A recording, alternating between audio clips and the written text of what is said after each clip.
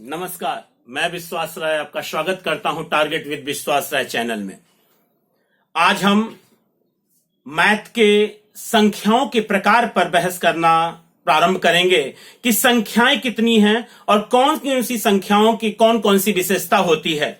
अगर हम पेपर का एनालिसिस करें, जैसे TET, CTET, super TET, UPSI, UPP आदि वनडे एग्जामिनेशन, सभी एग्जामिनेशनों की, तो एक क्वेश्चन तो पक्का होता है, चाहे यही पूछ दे क्वेश्चन की निम्नलिखित में से कौन संख्या परिमेय संख्या है या नहीं है, या अपरिमेय संख्या है या नहीं है, या भाज्य अभाज्य सहभाज्य में हमें विभाजित करे, या हमें वास्तविक संख्याएं हमें दे दे, या सम विषम की तरफ ले जाए, या आपको प्राकृतिक संख्या, पूर्ण संख्या और पूर्णांक की तरफ ले जाना चाहे। तो सबसे पहले आज हम इन संख्याओं से एक संबंध स्थापित करेंगे ताकि जब हम आगे मैथ की क्लास ले सकें तो आप उन चीजों को बहुत सहज भाव से स्वीकृति प्रदान कर सकें, स्वीकार कर सकें। तो बिना समय नुकसान किए हम आते हैं टॉपिक पे, और तब तक आप चैनल को सब्सक्राइब और लाइक शेयर करना ना भूलें, जरूर करें। आइए सबसे पहले हम प्राकृतिक संख्या पे आते हैं।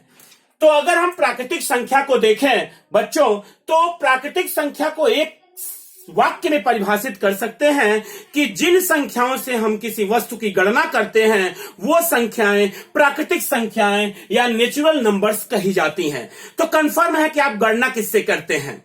तो 100% क्लियर है कि आप किसी वस्तु की गणना एक नंबर से ही शुरू करते हैं। अगर आपकी क्लास में 10 बच्चे बैठे हुए हैं तो आप 0 से काउंट नहीं करते, आप 1 से काउंट करते हैं। अतः आप कह सकते हैं कि 1 2 3 4 5 dot dot dot dot infinite. यानी फिर से एक बार मैं आपसे कहना चाहूंगा, जिन संख्याओं से किसी वस्तु की गणना की जाती है उन्हें हम प्राकृतिक संख्या कहते हैं। यानी सबसे छोटी प्राकृतिक संख्या यदि आप देखना चाहें तो सबसे छोटी प्राकृतिक संख्या 1 है। सबसे छोटी प्राकृतिक संख्या यदि आपसे प्रश्न पूछता है तो 1 होगा। आते हैं पूर्ण संख्या पे, तो कुछ नहीं करना होता बच्चों, क्योंकि 0 भी एक संख्या है। तो अब अगर हम 0 को इसमें ऐड कर लें प्राकृतिक संख्या में, 1 2 3 4 5 6 dot dot dot dot infinite, यानी ये पूर्ण संख्या कहलाती हैं। यदि प्राकृतिक संख्या में 0 भी इंक्लूड हो जाए तो पूरी संख्या मिलकर होल नंबर हो जाती है पूर्ण संख्या। यानी याद रखिएगा बच्चों कि सबसे छोटी प्राकृतिक संख्या 1 है और सबसे छोटी पूर्ण संख्या 0 है। 0 पूर्ण संख्या तो है लेकिन प्राकृतिक संख्या नहीं है। यानी अगर सबसे छोटी प्राकृतिक संख्या पूछता है तो 1 है और सबसे छोटी पूर्ण संख्या आपसे पूछता है तो 0 है। और यदि आपसे कहता है निम्नलिखित में से कौन सी पूर्ण संख्या प्राकृतिक संख्या नहीं है, तो आप कहते हैं कि जो 0 है वो प्राकृतिक संख्या नहीं होती, वो प्राकृतिक संख्या नहीं होती। तो ये दोनों चीजें क्लियर हो गई आपकी। अब आते हैं पूर्णांक संख्याएं। तो याद रखिएगा कि सभी ऋणात्मक संख्याएं हो, सभी ऋणात्मक, 0 और सभी धनात्मक, ये सब की सब पूर्णांक संख्या इंटीजर्स कहलाते हैं। आप ऐसे भी उदाहरण ले सकते हैं कि -3 -2 -1 0 1 2 3 डॉट डॉट डॉट डॉट। यानी सभी ऋणात्मक, 0 और सभी धनात्मक, ये सब के सब पूर्णांक संख्याएं कहलाती हैं, इंटीजर कहलाती हैं, मत भूलिएगा। सम संख्याएं, आपको पता है कि जो संख्याएं 2 से विभाजित हो जाए, जो संख्या 2 से विभाजित हो जाए, जो संख्या 2 से विभाजित हो जाए, तो कंफर्म है बच्चों कि आप कह सकते हैं कि 0 2 4 6 8 dot dot dot dot infinite. अगर हम आपसे कहें, ध्यान दीजिएगा, बहुत ध्यान दीजिएगा, अब आपसे अगर हम कहें कि क्या 0 सम संख्या है अथवा नहीं है, तो जीरो सम संख्या है अथवा नहीं है, तो आप हमसे क्या कहना चाहेंगे कि जीरो को आप सम संख्या में लेना चाहेंगे कि नहीं लेना चाहेंगे?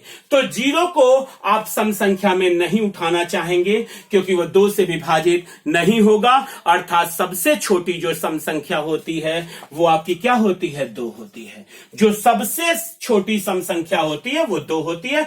2 4 6 8 10 12 से आप ले जाएंगे। और जो संख्या 2 से विभाजित नहीं होती, 2 से विभाजित नहीं होती, जो संख्या 2 से विभाजित नहीं होती, यानी आप कह सकते हैं 1 3 5 7 ... इनफाइनाइट, यानी सबसे छोटी सम संख्या 2 है और सबसे छोटी विषम संख्या 1 है। तो जो संख्या 2 से विभाजित नहीं होती वो विषम संख्या कहलाती है। और नंबर्स हैं, और 1 3 5 7 9 11 13 15 17, यानी 2 के अंतराल पे जाएगी लेकिन 2 से विभाजित नहीं होगी। और जो संख्या 2 से विभाजित हो जाए उसे सम संख्या कहते हैं। तो सबसे छोटी सम संख्या 2 है और सबसे छोटी विषम संख्या 1 है। सबसे छोटी विषम संख्या 1 है। अब हम आते हैं कंपोजिट नंबर पे, जिसे आप भाज्य संख्या कहते हैं। तो भाज्य संख्या की परिभाषा होती है बच्चों, जो एक और स्वयं के अलावा किसी अन्य संख्या से भी विभाजित हो जाए उसे हम भाज्य संख्या कहते हैं। जो एक और स्वयं के अलावा किसी अन्य संख्या से भी विभाजित हो जाए उसे हम भाज्य कहते हैं। तो याद रखिएगा कि 1 से तो सारी संख्याएं विभाजित हो जाती हैं, लेकिन एक और स्वयं के अलावा किसी अन्य संख्या से विभाजित हो जाए तो आप कह सकते हैं 4। उसके बाद आप क्या ले जा सकते हैं? आप 4 के बाद आप कह सकते हैं 6 के बाद 8 के बाद 9 के बाद 10 12 14 15 16 18 20 21 ... यानी आप इन संख्याओं को यदि देखें तो एक और स्वयं के अलावा किसी अन्य संख्या से भी विभाजित हो जाती हैं, उन्हें हम भाज्य संख्या कहते हैं, उन्हें हम कंपोजिट नंबर्स कहते हैं।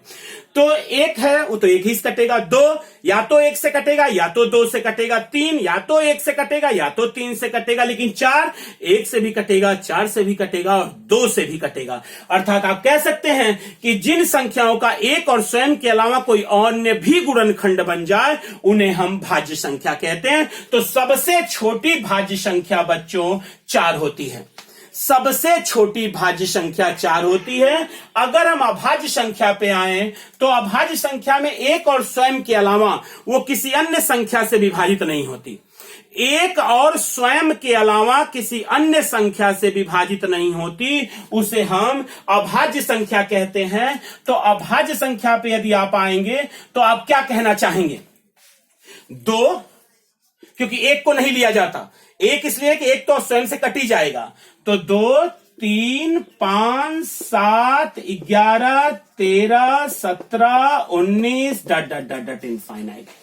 तो याद रखिएगा सबसे छोटी अभाज्य संख्या 2 है। सबसे छोटी अभाज्य संख्या 2 है, जो कि एक और स्वयं के अलावा किसी अन्य संख्या से नहीं कटते हैं, उन्हें अभाज्य संख्या। जो एक और स्वयं के अलावा किसी अन्य संख्या से विभाजित हो जाए उन्हें हम भाज्य संख्या कहते हैं, उन्हें हम भाज्य संख्या कहते हैं। तो सबसे छोटी भाज्य संख्या 4 है और सबसे छोटी अभाज्य संख्या 2 है। सहभाज्य संख्या, याद रखिएगा कि 2 संख्याओं का मौसा 1 होना चाहिए। 2 संख्याओं का महत्तम समापवर्तक जो है वह अगर 1 हो जाता है तो वो दोनों संख्याएं सहभाज्य संख्याएं कहलाती हैं। यदि 2 संख्याओं का महत्तम समापवर्तक 1 हो जाए तो उन्हें हम सहभाज्य संख्या कहते हैं। जैसे 4 7 4 और 7 का यदि महत्तम समापवर्तक हम ले बच्चों, तो अगर भाग विधि द्वारा देखें तो 4 1 कम 4 3, अब इधर 4 जाएगा तो 3 1 कम 3 1, 3 अब इधर जाएगा तो 1 3 3 कट गया, यानी मौसा कितना हो गया? 1। अतः अगर मौसा 1 हो जाए तो वो संख्याएं सहभाज्य संख्याएं कहलाती हैं, को प्राइम नंबर कहलाती हैं। जैसे 16 25, इनका भी मौसा 1 होगा इन दोनों का, और यदि चाहेंगे तो 15, 17 इनका भी मौसा 1 होगा। यानी ये सब के सब सहभाज्य संख्याएं हैं। परिभाषा है जिन दो संख्याओं का महत्तम समापवर्तक 1 हो उन्हें हम सहभाज्य संख्या कहते हैं। रही बात परिमेय और अपरिमेय की, तो जिन्हें हम P बटे Q के रूप में लिख सके और Q is not equal to 0 हो, Q is not equal to 0 हो तो वो परिमेय संख्या है। अब आप जैसे आप कह सकते हैं कि कौड़ी में 16 हो गया, कौड़ी में 25 हो गया, 4/3 हो गया, 3/5 हो गया, डॉट डॉट डॉट डॉट। अब ये सभी संख्याएं क्या कहलाती हैं? परिमेय संख्या कहलाती हैं, जिन पे 0। और एक चीज और, यदि आपको ऐसे भी दे दिया कि 1.333 डॉट डॉट डॉट डॉट, यानी अगर संख्या एक निश्चित समयांतराल पर खुद को दोहराने भी लग जाएं तो परिमेय संख्याएं हो जाती हैं, वो परिमेय संख्याएं हो जाती हैं।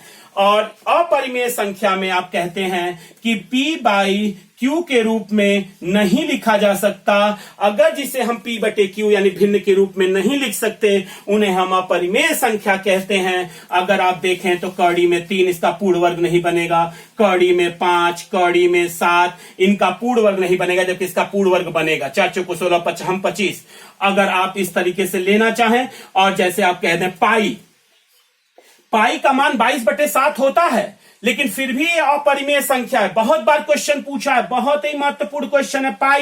पाई का मान 22/7 होता है बच्चों, पाई का मान 22/7 होता है, लेकिन ये एक्यूरेट मान नहीं है, ये लगभग मान है। इसीलिए पाई को 22/7 को हम परिमेय कहते हैं, लेकिन 22/7 को हम क्या कहते हैं? परिमेय कहते हैं। लेकिन पाई को हम अपरिमेय संख्या कहते हैं। और एक चीज और लास्ट में, वास्तविक संख्या रियल नंबर्स क्या होते हैं? तो जितने भी परिमेय होते हैं, परिमेय और अपरिमेय संख्या जो होती हैं वो सब मिलकर वास्तविक संख्या कहलाती है, रियल नंबर। यानी आप इन दोनों उदाहरणों को अगर ले लें तो जितने भी आप रख सकते हैं इन दोनों उदाहरणों में, वो सब की सब रियल नंबर कहलाती हैं, पर वास्तविक संख्या कहलाती हैं। यानी वास्तविक संख्याएं आपकी परिमेय भी हो सकती हैं, अपरिमेय भी हो सकती हैं। ये आपका संख्याओं का प्रकार रहा। और यदि हम एक बार और रिवीजन करें इस चीज का कि प्राकृतिक संख्या, एक बार हमारे साथ देख लीजिए। प्राकृतिक संख्या किसे कहते हैं? आप कहते हैं जिन संख्याओं से किसी वस्तु की गणना की जाए उन्हें हम प्राकृतिक संख्या कहते हैं, नेचुरल नंबर कहते हैं। 1 2 3 4 5। सबसे छोटी प्राकृतिक संख्या 1 है। पूर्ण संख्या, अगर 0 को ऐड कर लें प्राकृतिक संख्या में तो पूर्ण संख्या हो जाती है। 0 पूर्ण संख्या है लेकिन प्राकृतिक संख्या नहीं है, और सबसे छोटी पूर्ण संख्या 0 है।